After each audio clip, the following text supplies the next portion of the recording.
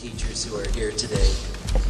I had him for his freshman year, and he quickly established himself as one of those unforgettable students. I taught him historical facts and how to put together essays, your typical 9th grade curriculum. But in turn, he gave me back wisdom. At the age of 14, he was much wiser than I was, and we both knew it. I was still a pretty new teacher then, and Kellan took it upon himself to be my personal trainer and my teaching coach. Before I realized that we were having regular meetings about how a previous class had gone or just exactly where we were going with the freshman curriculum. For better or for worse, Kellan shaped me into the teacher that I am today.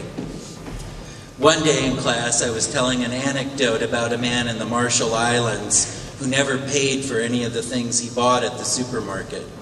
If anyone would try to get him to pay, he would wheel around, brandish a machete, and bellow.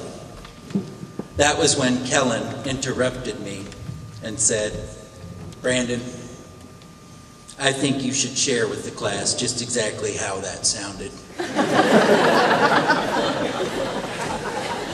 I looked at Kellan, and he looked right back at me and nodded, the way a boxing coach would nod to an inexperienced fighter in the match of his life.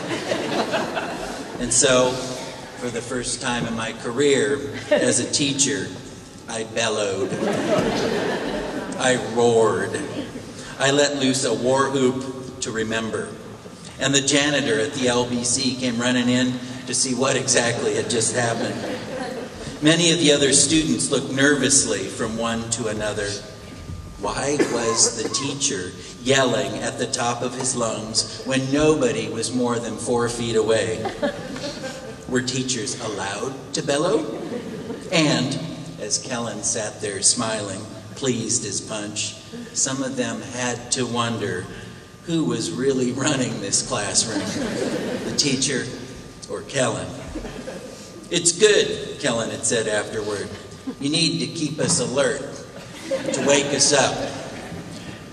Now students have come to anticipate all the mighty roars I give in my classes, even stories that are supposed to be about quiet, philosophical encounters in Chinese forests.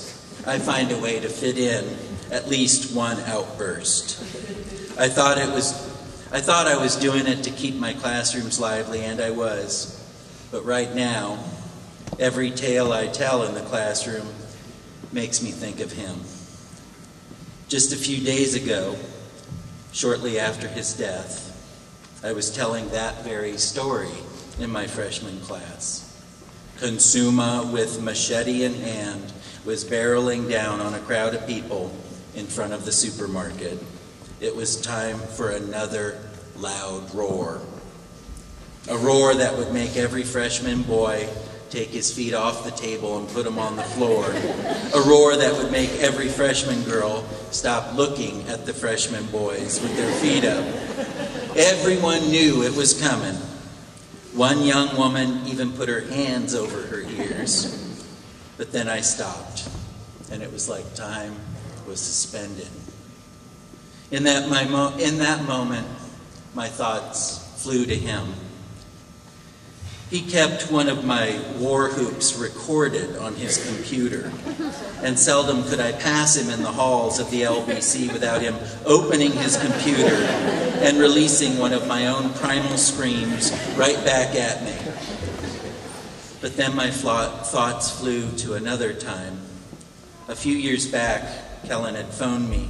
"Brandon, you gotta come over." "When?" I asked. "Soon," he said. "Right now." So I drove to the ranch off River Road, and Kellan was outside waiting for me. And he led me out past the stables to the area where they break the horses. There were more stables there, too. "I want you to see something. Look." His voice was hushed and full of mystery. and expectation. Inside were 2 horses. "A pony!" I nearly shouted. "That's not a pony," he muttered. "That's a foal." "But look, there's something I want you to see. Just there," he was saying. The newborn horse, which could already walk, was making its way from the shadows of that stall right to Kellan. "There," he said again, and he gently brushed its nose with his hand. And then he took mine and he put it on the foal's nose. "Feel," he said softly. "What is that?" I asked. There were strange bristles tangled into a ball right in front of the horse's nostrils. And Kellan chuckled, and he gave me that smile, the kind of smile he gives when he's got a rattlesnake locked in the trunk of his car, or when he's about to feed his prize-winning horse a Pepsi. "That's what I wanted you to see. A horse's whiskers, when it's just born, are all tangled up from being inside the womb. It doesn't last long.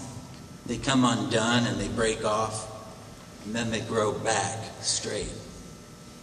I looked at that strange tumbleweed of whiskers in front of the foal's face, and I smiled.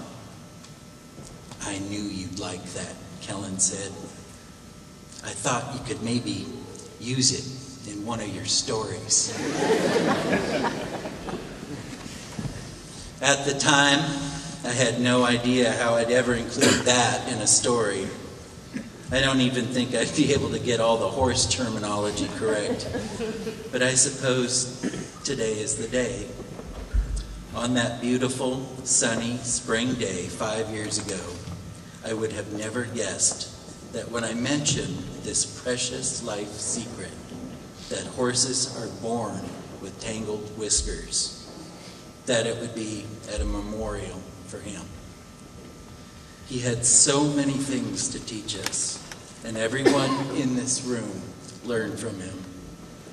And as we gather to share our memories, we will continue to learn, but from one another. Not bookish stuff, good stuff, the real stuff. Stuff like where a great place to sit and eat a sandwich is. Stuff like how to be a good big brother and a good little one. Stuff like how to be a loving son. Stuff like how to come into a classroom late and still get your teacher to smile. Stuff like how to look back on wonderful memories and reassure one another. Stuff like how to survive with grace when we feel grief and loss. On behalf of the Ward family, I want to thank each and every one of you for coming today to this gathering so that we can share our remembrances of Kellan.